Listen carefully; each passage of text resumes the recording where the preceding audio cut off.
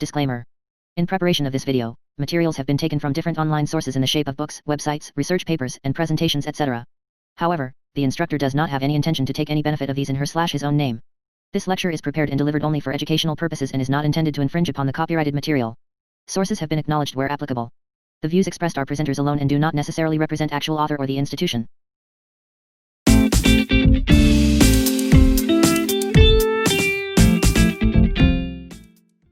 Module 5, Visual Storytelling and Digital Storyboards. Contents for Module 5 are: Storytelling. Digital line art. What is it? What is sequential art? Drawing quick thumbnails.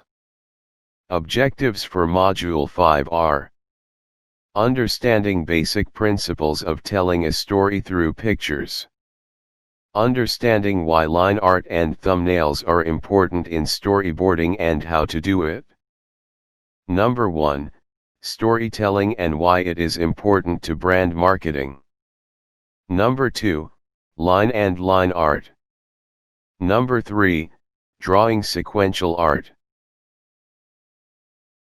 Part 1, storytelling and why it is important to brand marketing. Storytelling is an art, not a process, method, or technique. Storytelling is described as an art, the art of storytelling. And like art, it requires creativity, vision, skill, and practice. Storytelling isn't something you can grasp in one sitting, after one course. It's a trial and error process of mastery.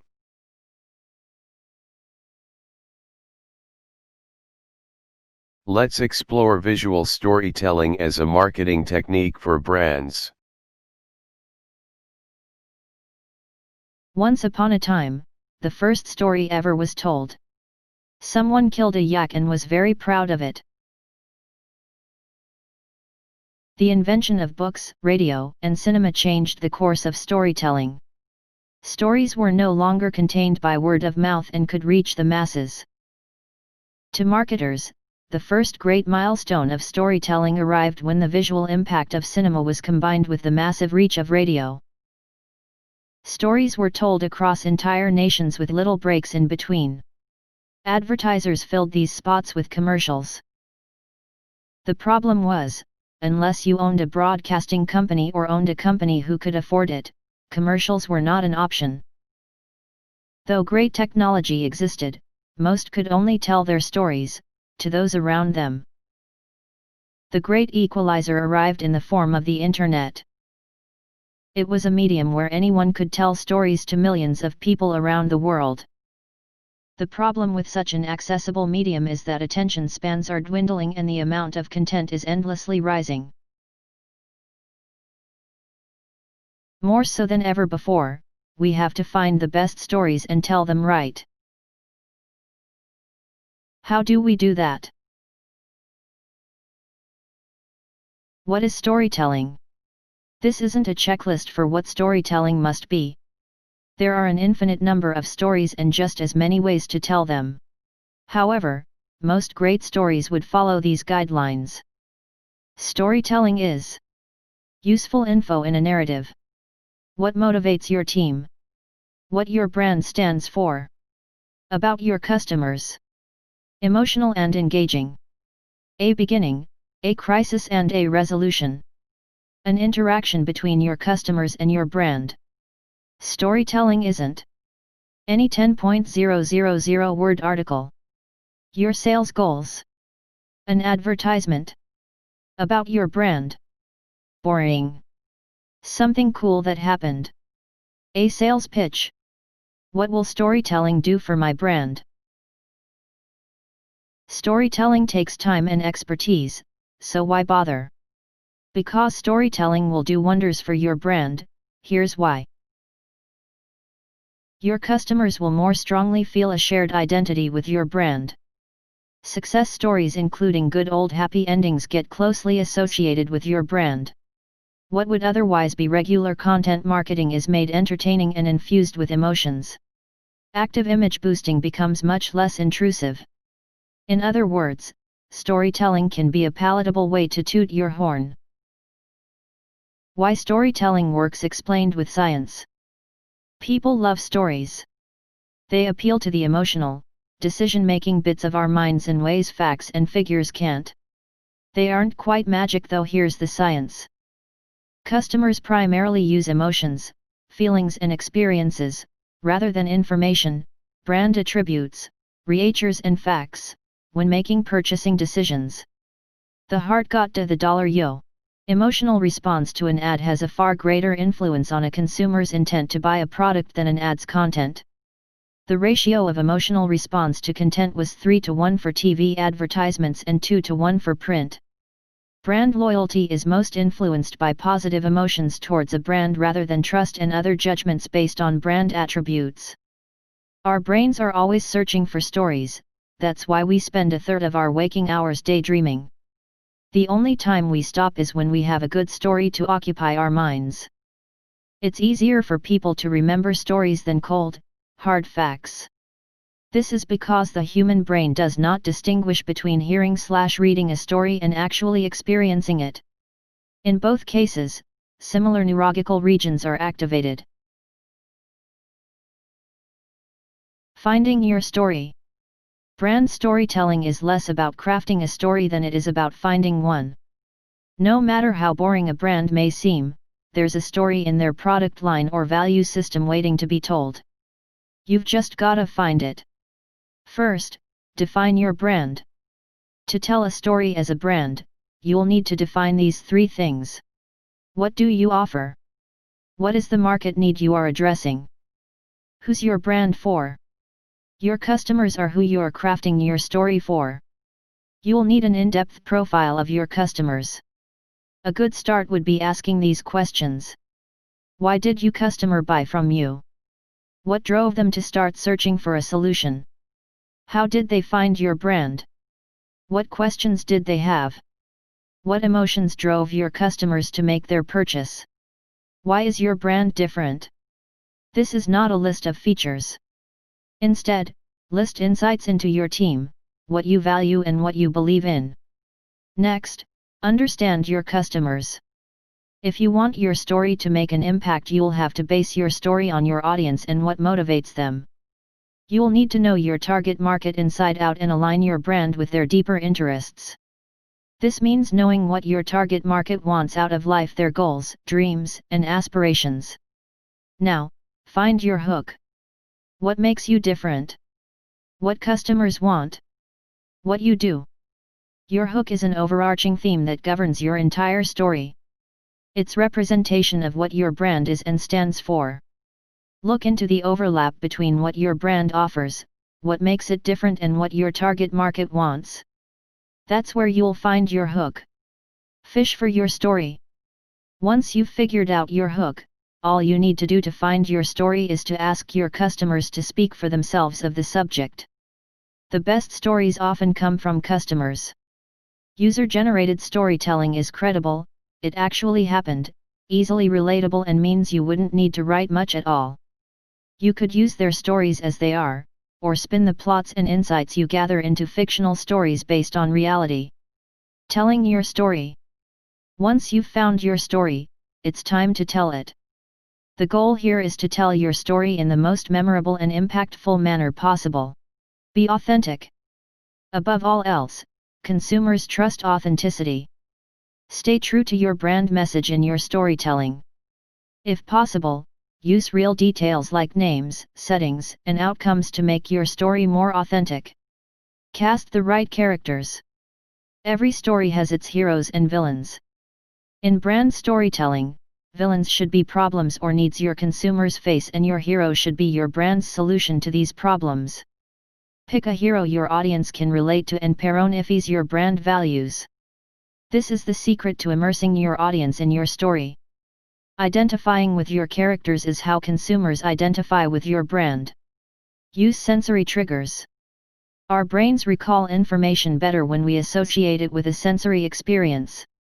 While we can't create cinnamon-scented infographics, yet, the good news is simply reading words like lavender, soap, or bacon is sufficient to elicit a response not only from the language processing areas of our brains, but also those devoted to processing smells.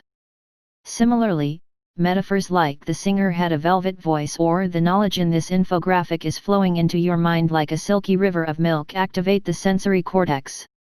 Stimulate the senses with beautiful visuals or descriptive copy to improve story recall. Cater to the format. Consider the format of your channel to tell your story in its more shareable form. Adapt your story to fit your constraints, be in 140 characters or an episodic series of videos. Structure and pace your story. All good stories have a beginning, a conflict, and a resolution. Brand stories are no different. Another thing to do is to pace your story. Deliver it part by part to maintain intrigue and keep your audience coming back for more.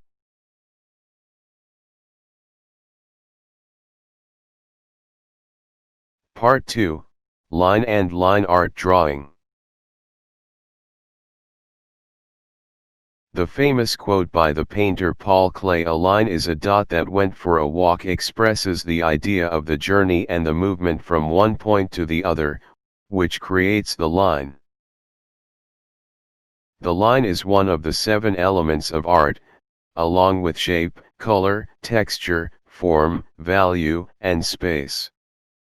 These elements are building blocks of all art and are a great place to start when trying to interpret the created pieces.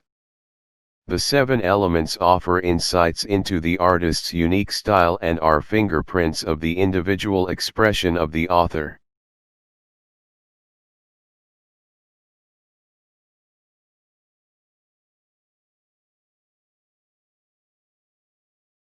When we first picked up a pen or pencil and started making marks on paper, we began with line. Whether self-taught, through trial and error, or guided by others, we learned how line defines form, creates structure, divides a frame, traces contour, creates tonal variation, cross-hatching, for example, and leads the eye from one part of a work to another. Initially a mechanism for getting outlines onto paper, identifying edges, we begin to applaud lines for their own merit, celebrate their presence, whether a quiet flick of charcoal on paper or a streak of graphite. Blind contour drawing. Definition: a blind contour drawing contains lines that are drawn without ever looking at the piece of paper. This forces you to study a scene closely, observing every shape and edge with your eyes, as your hand mimics these on paper.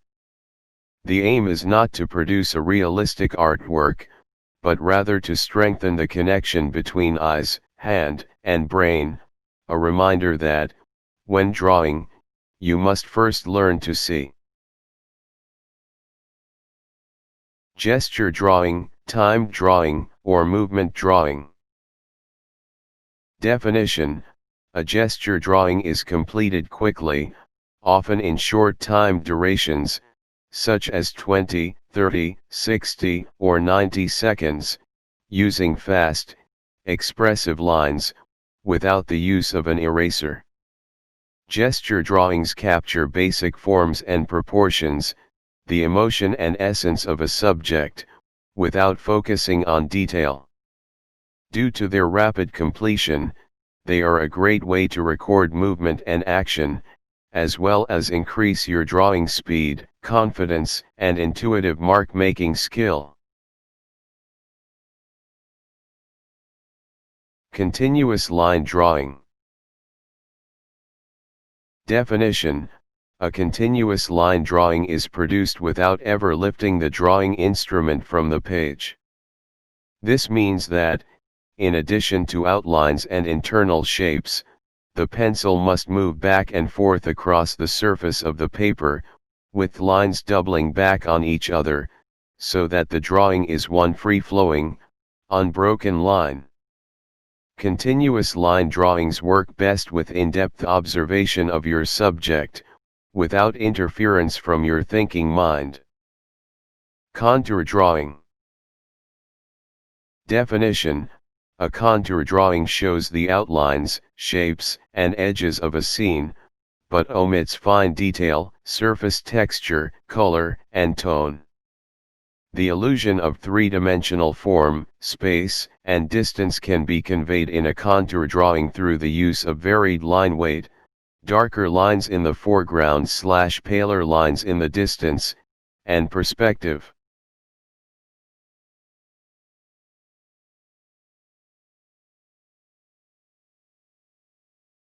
Part 3, Drawing Sequential Art.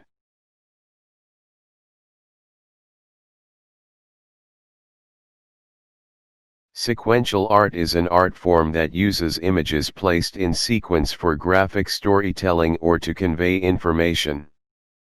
The best known form of sequential art is comics, comic books and comic strips, which are a printed or digitally reproduced arrangements of artwork and text, generally in the form of word balloons and captions.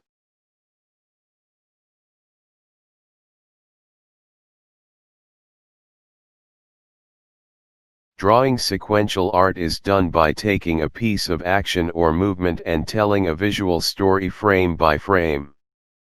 Let's learn sequential art with tips from a professional cartoonist and illustrator, Danny Page. He is a professional cartoonist and illustrator. His work has been featured in many art galleries, exhibitions, and conventions across the West Coast. Alright folks, in this clip I'm going to teach you how to draw sequential art, which is basically just a fancy way of saying, comic book. And what you do is you just take a piece of action or movement and frame by frame tell a visual story by, taking the audience from one step of the sequence to the next. So we'll start with the first and establish what is happening. Now this is a type of thing where you don't necessarily need to know exactly what is going on at the opening frame. We are going to show not a whole lot except for an angry man seemingly charging toward the frame in a sprint of sorts.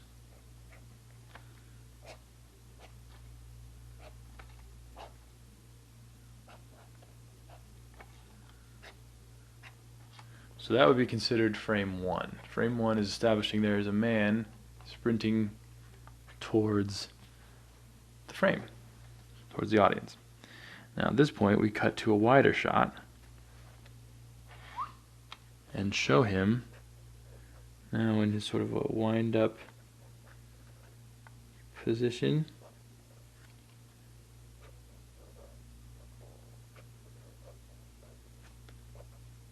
He was running before, or like moving into the frame before. And now he's about to jump.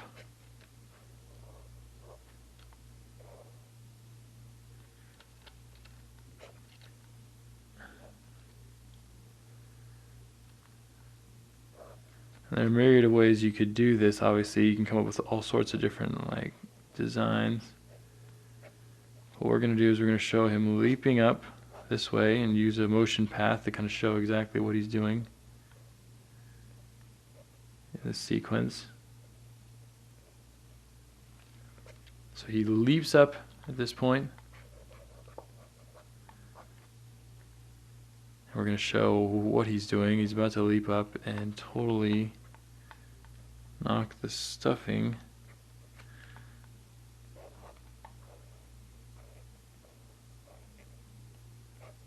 out of this guy, who's right down here. This guy is about to get a foot in the face. That is panel number 2. Finally, moving on to panel number 3, the end of the sequence. Cut to a different shot now. Shot of our guy that was down here with a foot in his face. Bam. So his body is filling the frame now at this point.